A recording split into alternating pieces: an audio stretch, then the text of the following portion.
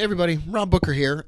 Taking a look here at the euro on the day of these French elections, and I want to see if there's any technical analysis or help you identify if there's any reason to believe that the technicals are leading the fundamentals. And what I mean by that is sometimes there's a technical formation on a chart that gives you the impression that the economic news that is about to come out is going to move in one way or another. And this is one of those cases where that's exactly what is happening right now. There is a possibility here that the technicals are showing a positive euro reaction to this election. Now, I could be completely wrong about that, and I want to show you both sides of the story right now today. This is the euro British pound, which may be the primary mover on this election news. And not only do we have 5 time frames simultaneously oversold recently, but we also had a bullish Knoxville divergence on the chart just a couple of days ago in advance of those elections. So if we break above the highs of Friday, for example, there is a long way for the euro British pound to move up. Now, that's not the only pair that appears to have set up something that where the technicals seem to be leading the fundamentals. We have a contrary point of view on the euro Canadian dollar. 5 time frames simultaneously overbought, plus bearish Knoxville divergence on this currency pair. And if we break the lows from Friday, there is a huge possible move lower coming, and there are better targets on this as well.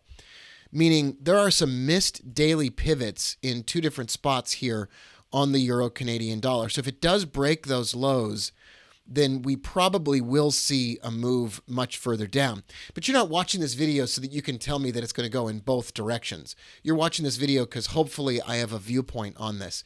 And I'm going to go with the viewpoint of the bullish euro move. And the reason I'm going to do that is this is a smaller Knoxville divergence, which I call a Nashville setup.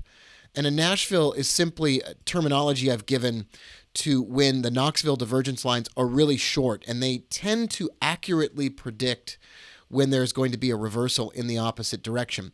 Not only is that the case, but recently the euro Canadian dollar missed daily pivots on the way up. And although these are really great profit targets if the move down happens, 2 missed pivots in a row tend to be a sign that the market has decided that it is going to launch into a brand new or possibly overwhelming trend upward. Now, I could be wrong about that, but that's the sense that I'm getting from the charts right now. Let's take a look at the longer term charts. It does appear that we are in a euro British pound bullish trend upward, and we're just hitting the yearly pivot.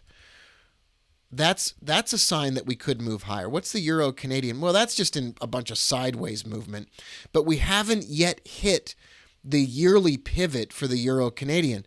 So overall, I'm just looking at this and I'm thinking this is seeming to show us that the bullish side of the euro is winning out on the technicals, and that would lead me to believe that some kind of hawkish or bullish or, whatever the fundamentals, whatever the result of the election is, it tends to point to a bullish move in the euro here on the Sunday Open. Now, I don't know if I'm right or wrong about that, and I'm not afraid to be wrong. I'm just saying this is leading me to believe that the bulls are winning this battle technically and likely to continue to win that battle, at least in the immediate aftermath of those election results. If there's a move lower in the euro Canadian dollar post-election, I would look for a way to buy that currency pair.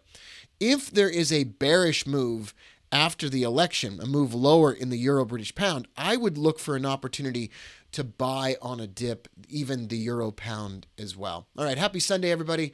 Hope you have a great day. We'll be back later on this week with more Facebook Live videos for everybody. We'll see you later. Bye for now.